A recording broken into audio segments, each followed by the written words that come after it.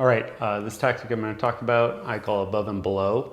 I use it mainly when trying to learn or understand a technique or a skill. What I mean by above and below is either an easier version or a harder version.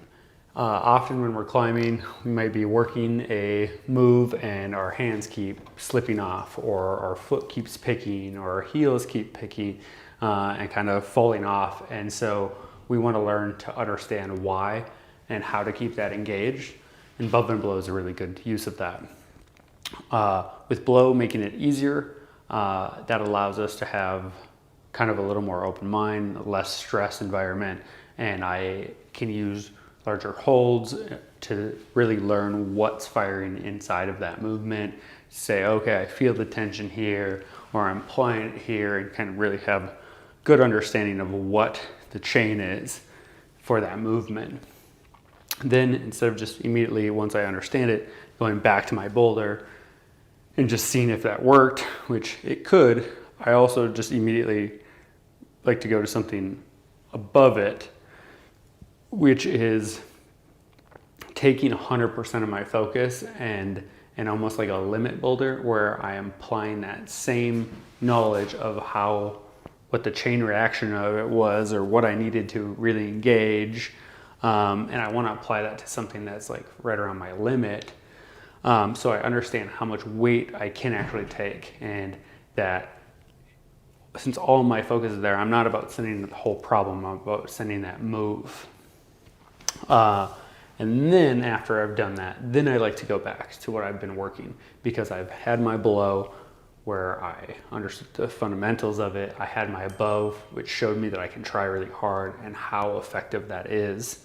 And now when I'm back into my ascending or my performance mode, I can kind of just fire it off because I've dealt with the extreme, I've dealt with the lower. So for example of this, I'm just going to use a heel hook. Now, let's say I'm heel hooking on a fairly low profile edge like this, but I have fairly nice hands, and I'm going to be moving to a crimp like this. Often I see people go to do the heel hook, and the skill that they don't really understand is the heel hook itself of engaging. So it might be something like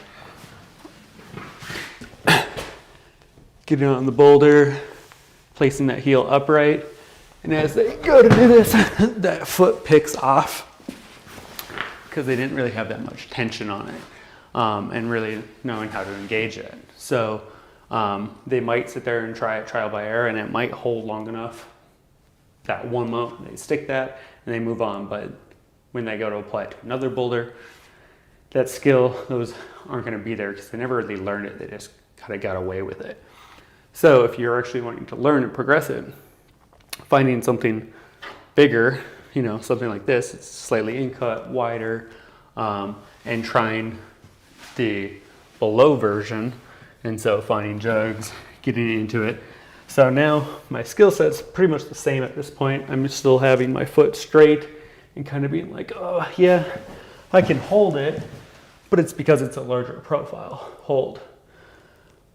But I haven't really understood how to engage my foot yet and move. And so that's the thing you kind of want to sit there and explore around, of starting to engage more than just setting something there and pulling. And so, same thing. You're now starting to get your foot activated. You're pointing through, driving with my hips, my knee. I can pull through, I can ride in and out. And my heel, like I know what's pulling, how to engage my ankle, my knee, my hip, everything. So I have a good understanding of that move now. Now if I want to go to the above right away, I can go, back to an edge or something like this. And I could even use the same heel, but instead of these jugs, go with a much smaller handhold, something that I have to take more weight in my heel. So again, our target is something like that. So I'm finding my smaller hands. I now know from my below how to engage my foot better. And so I'm going here, placing my heel, point my toe, and okay, I fell. That's fine, because it took a lot more effort and the holds were much worse but I still was able to make the move to it this time. First, the very beginning, my heel was picking by the time I could even move. So now when I go back to it, I have my larger holds and I have the skills. So maybe something going back. Okay, engaging, placing my heel, locking my foot, grabbing through, and then moving on to whatever other move I wanted. So above and below, great tactic. You can use it just about on any skill, any technique you're wanting to learn. Thanks.